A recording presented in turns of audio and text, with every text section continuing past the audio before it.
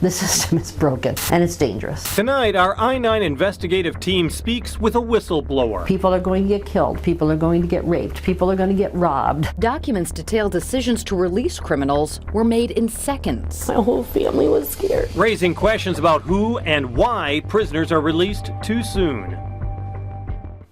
Former Iowa Board of Parole member says the state is releasing convicts blindly, making decisions in a matter of seconds in some cases. She told our I-9 investigative team it could explain some releases we found in our Release Too Soon series concerning parole officers. KCRG TV9's I-9 investigative reporter Ethan Stein is in the studio to explain who this whistleblower is.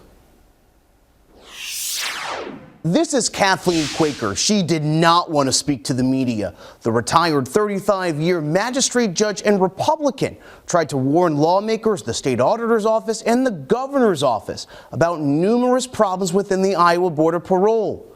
Nobody listened, and she says their inaction puts families like the one we're about to introduce you to in danger.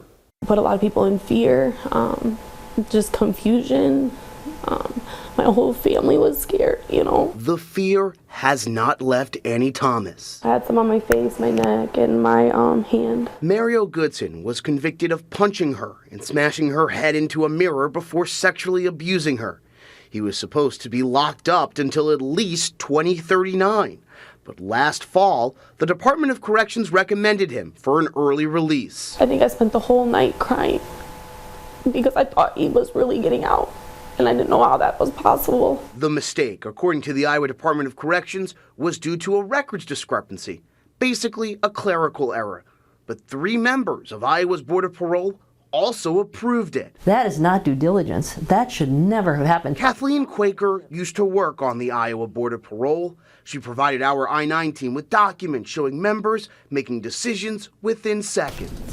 Ultimately, all decisions from the Board of Parole are opinions, basically judgment calls. Board members get documents to help them make informed opinions, like court documents, the risk assessment scores, letters from victims, among the many other different documents they received. Quaker says it's impossible to go through these documents in seconds or even a minute to make an informed opinion on a case, meaning members are making decisions blindly, which can cause mistakes. It would be, to me, akin to being on a jury where there's 12 people and 11 of them saying, I'm just going to put on headphones, you listen to the case, and then whatever you vote, I'll just copy. It's not supposed to work that way. Quaker believes former Board of Parole Chair Helen Miller is partially to blame. Calendars show Miller did not review any cases like her predecessors while collecting her $97,000 salary, meaning a higher caseload for the other members. That really cuts into the time you have to research each case, and that's not a safe situation. The state also hired alternates to fill in. State data shows the amount of money paid to alternates increased around 70%. So she took her full salary, but she paid other people to sit in those seats. Records also show alternates made decisions without a permanent board member, even though Iowa law says all decisions need at least one permanent board member. We ended up finding over 260. Documents provided to TV9 show Quaker complained to Human Resources, state lawmakers, Governor Reynolds, the state auditor's office, the attorney general's office, and the ombudsman about the various issues in the state agency.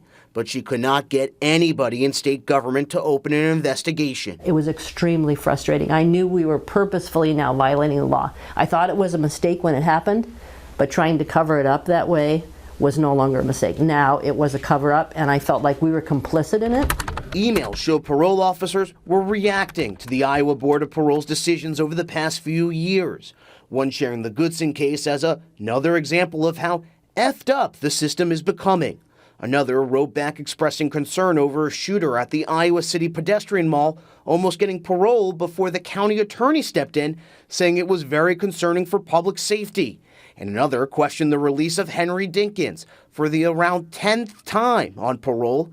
Dinkins is now charged with kidnapping and killing 10-year-old Breasia Terrell. They need that bed space because the jails are full of people that have been sentenced that need to come into prison. Quaker says recommendations from the Department of Corrections are partially based on bed space. She says the board is supposed to assess the effects of an early release on public safety independently, but meeting minutes show parole board members met with the Department of Corrections staff to lower Iowa's overcrowded prisons.